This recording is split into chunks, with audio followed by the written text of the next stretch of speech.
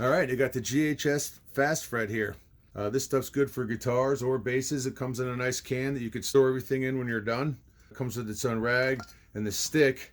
It's a little bit longer than what I have now because I use this all the time. And what I use it for is it's part of my pre-show routine. Before every show, I'll clean my strings up, and it makes me feel like they're going to be brighter and cleaner before I go. Just part of my pre-show routine. It's one of those things I like to do. I like to clean my strings before I play. And it's pretty simple to use. You just run it all the way down the string a few times, all the way from the tuning pegs to the bridge. And it doesn't matter if you get some on the bridge, and it doesn't matter if you get some on the fretboard, because you're just going to wipe it off anyway. When you're done, you just put this back in the can.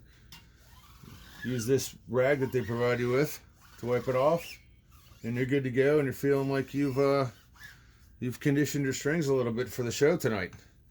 Works for guitars or basses, and it's just one of those things that I like to use before every show. It makes me feel like I'm getting myself ready and getting my instrument ready to perform that night.